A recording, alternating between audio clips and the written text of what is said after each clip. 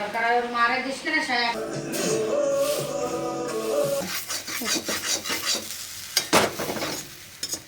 Hello everyone, কেমন আছো সকলে? আশা করছি সকলেই তোমরা ভালো আছো, সুস্থ আছো। আমিও ভালো আছি। সোনার রাতে চ্যানেলে নতুন একটি ভিডিওর সঙ্গে তোমাদের অনেকটা ওয়েলকাম জানিয়ে আজকের ভিডিওটা স্টার্ট করছি। বিগত 6-7 দিন, প্রায় 6-7 দিন, হ্যাঁ প্রায় এক সপ্তাহ বলতে গেলে হতেই চললো। এক সপ্তাহ পর এই যে আমি ভিডিও দিচ্ছি। তোমরা অনেকেই ভিডিও কোথায় বলে পাগল করে দিচ্ছ, যে কমেন্ট করছো, অনেকেই বলছো তো ভিডিও কেন দিচ্ছি না সমস্তটা তোমাদের সাথে শেয়ার করব। তার আগে এই যে দেখছো, আমি হচ্ছি বাপের বাড়ির, এই ব্লগগুলো ছিল জমা, তো ভিডিও করা হয়ে ওঠেনি। এই কদিন আমি ভিডিও করিনি, তার কারণটা হচ্ছে আমার কিছু প্রমোশন ছিল, তো সেগুলো আটকে ছিল। তো এখনও পর্যন্ত মানে একটার অ্যাপ্রুভাল দেওয়া হয়েছে, আর একটার এখন অ্যাপ্রুভাল দেয়নি, তো যে কারণে আমি ভিডিও পোস্ট করতে পারছিলাম না, দেবো করে দেওয়াই হচ্ছিল না। যাই হোক, প্রচুর ভিডিও আমার জমে গেছে, সব এক এক করে দেবো। এ বাড়িতে চলে এসেছি অনেক দিনই হলো। আর এইটা হচ্ছে আমার বাপের বাড়িরই একটা ব্লগ তোমাদের সাথে শেয়ার করছি। সেটা হচ্ছে, যেহেতু তোমরা সকলেই জানো পুজো চলে এসেছে, আর পুজোতে বাঙালিরা হচ্ছে কি, পুজো আসলেই যেটা করে সেটা হচ্ছে ঘর তারপরে মানে জিনিসপত্র যেগুলো থাকে সেগুলো আর কি পরিষ্কার পরিচ্ছন্ন করে আর কি। আমাদের এদিকে কিন্তু হয়ে থাকে। তোমাদের কারা কারা এরকম করে থাকো অবশ্যই কিন্তু আমাকে কমেন্ট বক্সে জানিও। আর কিছু আজকে স্মৃতি তোমাদের সাথে শেয়ার করব। আর এই যে পুতুলটা আমার হাতে দেখছো, এটা প্রায় আমার একদম ছোটোবেলার জীবনের পুতুল। এখানে যত খেলনাপাতি দেখছো সব আমার আর আমার দাদার, যেগুলো আমরা ছোটোবেলায় ভীষণ ছোটোতে, মানে একদম ছোট যখন ছিলাম তখন মা এই যে আমাদের এদিকে মনসা পুজো হতো বা দুর্গা পুজো হতো, তখন এই মেলাতে আমাদের কিনে দিত আর কি। তা এই যে দেখছো, এইটা কার ছিল, এটা আমার মনে হয় সকলের বাড়িতেই একটা করে খুঁজলে পাওয়া যাবে। এখন হয়তো পাওয়া যাবে না, তখনকার দিনে কিন্তু এইসব ছোটোখাটো জিনিসগুলো পেলেই আমরা ভীষণ খুশি হয়ে যেতাম। আর এই যে ব্যাডমিন্টন, তারপরে বন্দুক টন্দুক দেখছো, এগুলো সব আমার দাদার। এগুলো ছোটোবেলায় দাদা ভীষণ পছন্দ করতো, একটু ডাংপিটে স্বভাবের ছিল তো, যে কারণে ও এগুলো একটু বেশি পছন্দ করতো। আর এই যে এবিসিডির এগুলো দেখছো, এগুলো বাবা ছোটোবেলায় নিয়ে এনে দিয়েছিল আমাদের, এগুলো দেখে মা আমাদের পড়াতো। আর এই যে কাপবাটি সেটটা দেখছো, এটা হচ্ছে আমি আমার বিয়েতে পেয়েছিলাম। তো বিয়েতে আমি যে অনেক জিনিসই পেয়েছিলাম আমার বাপের বাড়ির দিক থেকে। এই যে দেখছো, এটা একটা কফি মেকার, জুসার, মিক্সার, তারপরে তোমার এই স্টিক কড়াই, ননস্টিক প্যান, তারপরে হচ্ছে তোমার অনেক কিছু। আর এই একটা কাঠায় পেয়েছিলাম প্রায় 6টা না 7টা। আর এই যে আমাদের এদিকে কিন্তু কাঁসার জিনিসপত্র একটু বেশি চল আছে, যে কারণে বেশিরভাগ আমি কাঁসার জিনিসপত্রই পেয়েছিলাম। এখানে মনে হয় 3টে কি 4টে আছে, এগুলো কী বলে, জগ বলে। তো মাকে বলেছি যেগুলো তোমার দরকার সেগুলো রাখবার, বাদবাকি বিক্রি করে দেবে।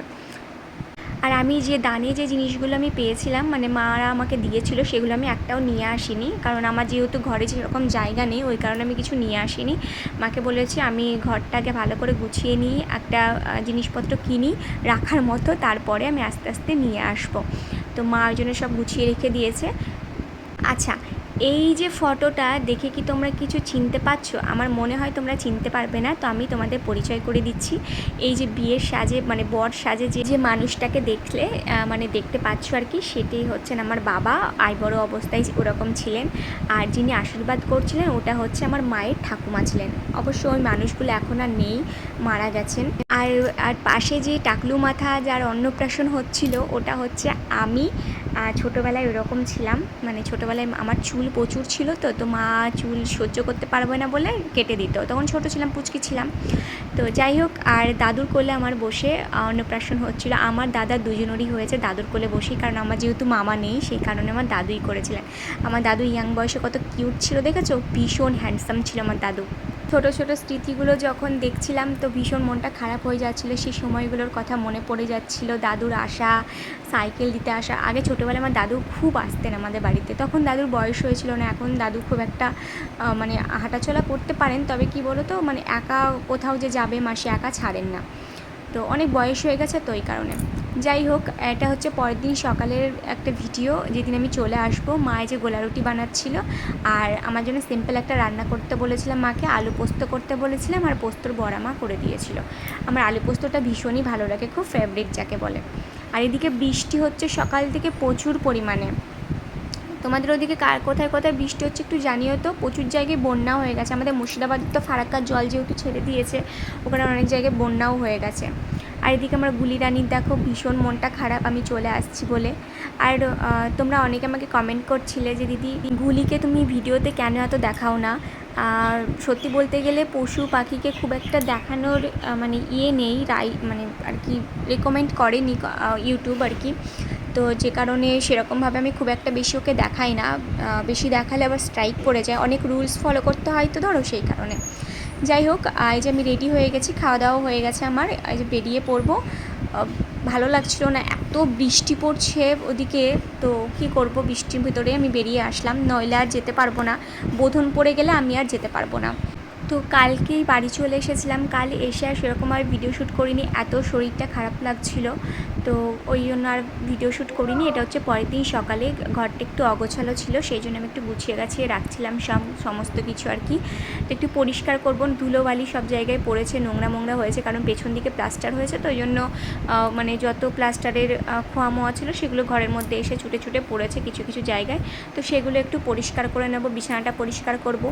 আর আমার রুমে যাব হচ্ছে বুধবারের দিন শিফট হবো আমার রুমটাতে, তার কারণ তোমাদের দাদাভাই চলে আসছে।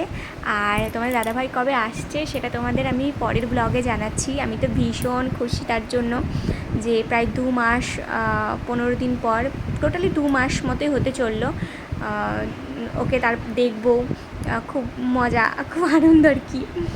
যাই হোক, এদিকে দেখো বৃষ্টি শুরু হয়ে গেছে, এদিকে আসার পর থেকে, যেদিনকে এসেছি তারপরের দিন থেকেই বৃষ্টি শুরু হয়ে গেছে, আর প্রচুর জায়গায় বৃষ্টি হচ্ছে, আর অনেক জায়গায় বাঁকুড়া মালদা ওই সব সাইডগুলো তো পুরো বন্যা হয়ে গেছে।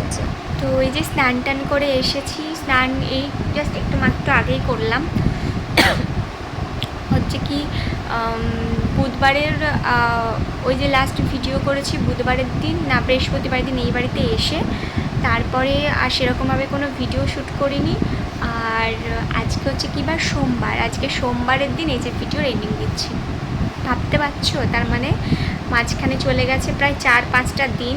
হ্যাঁ, একটা ভিডিও দিইনি, ভিডিও শ্যুটও করিনি, এত লেজি হয়ে গেছি, ভাবতে পারছো তোমরা, এত খারাপ লাগছে, এত বোরিং যাচ্ছে না দিনগুলো, কি বলবো তোমাদের। যতদিন না তোমাদের দাদাভাই আসছে ততদিন আমার এরকমই বোরিংই যাবে। আসলে ও থাকলে ওর সাথে সারাদিন আমার ঝগড়া ঝামেলা ঝাঁটি এরকম হতে থাকে, তো ওই জন্য মনে হয় না টাইমটা কীভাবে পার হয়ে যায়। আচ্ছা, যাই হোক, এবার একটা কথা ক্লিয়ার করি, সেটা হচ্ছে তোমরা দেখছি অনেকেই পুজোর মার্কেটিং নিয়ে, অনেকেই মানে শপিং নিয়ে আর কি অনেকে কমেন্ট করছো যে দিদি পুজোর শপিং কবে আসবে, শপিং ব্লগ কবে আসবে, শপিং ব্লগ কবে আসবে। তো তাদের আমি একটা কথাই বলবো, পুজোর শপিং ব্লগ এবার আমি দেবো না, দিলেও হয়তো একটা হয়তো হতে পারে, একটা ব্লগ দেবো আমি তোমাদের, তো নেবো তোমাদের দাদাভাইয়ের কাছ থেকে। এবার আসলে আমার সত্যি কথা বলতে পুজো নিয়ে সেরকম কোনো প্ল্যান নেই পুজো নিয়ে এবার আমার, আর মানে এবছর পুজো নিয়ে কোনো প্ল্যানিং নেই যে এইটা নেব ওইটা নেব।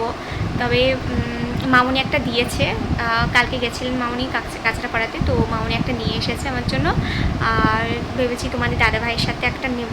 আর ওই বাড়ি থেকে মানে আমার বাপের বাড়ি থেকে হচ্ছে কি দেবে বলেছে, মানে টাকা পাঠিয়ে দেবে, দেখি তোমার দাদাভাইয়ের সাথে গিয়ে একটা কিছু কিনে নিয়ে আসবো ভেবেছি, যে ওর থেকে হয় একটা চুড়িদার নেবো আর একটা শাড়ি নেবো ভেবেছি, কম দামের ভেতরে নেবো, এবার বেশি রেঞ্জের ভেতর নেবো না।